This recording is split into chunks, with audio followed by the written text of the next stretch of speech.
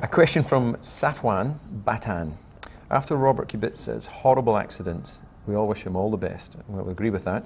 Do you think Nico Hulkenberg, I need to get used to pronouncing these names, would make a good replacement? Well, I think he would. He's a one-season-old Grand Prix driver, did a solid job at Williams. Clearly not good enough for Williams to want to keep him over Maldonado, but... and he's Harry Dash. Yeah, the money did probably help, but yeah, Nico would make a good replacement. There's a number of good drivers out there, but it's not just about being a good driver.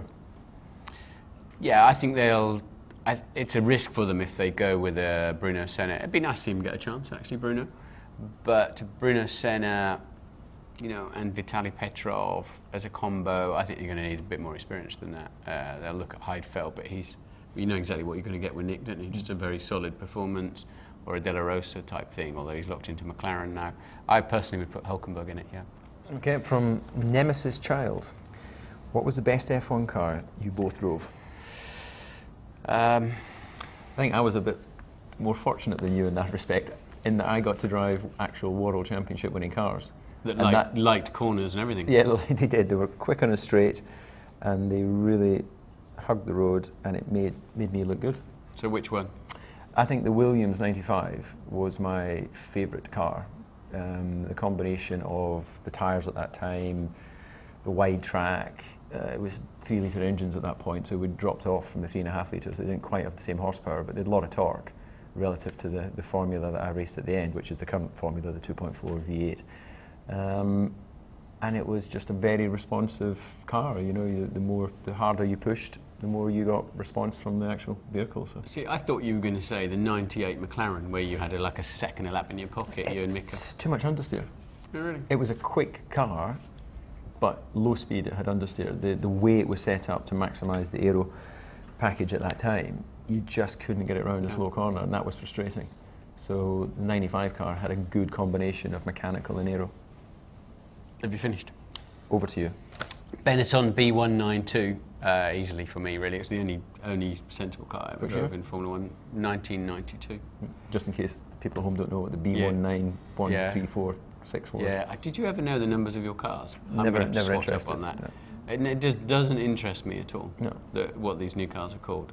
And I never knew. And people come up to me, I won a lot of races for Jaguar, and they kind of, how do you compare the XJR9 with the XJR12? Like, I have no idea. They just were fast, or they weren't fast. I don't even know which year they were from. Anyway, I remember the B192 clearly. Question from Luke. If everyone had the same car, who would win the championship? Well, that's a very good question. And the answer is? I think there's a few drivers that are in the Super League. They're all good drivers in Formula 1, there's no question, but there are a few exceptional drivers. And in my view, Sebastian Vettel, Lewis Hamilton, Fernando Alonso sit in that super group. And if it was one race circuit and identical cars, I think it would be between Hamilton, Alonso and Vettel. I agree with you completely. But it would depend on a number of other factors as to which one of those I think would win the race. Okay, question from Joe. David, do you really own and like caravans? And are you ready for the Top Gear lads to hunt you down? Well, I do, and I have owned motor caravans for several years. And I'm in the market again because I'm competing in the DTM Championship. And I just prefer to stay at the track. And anyone who's stayed in a caravan or a motor caravan gets it.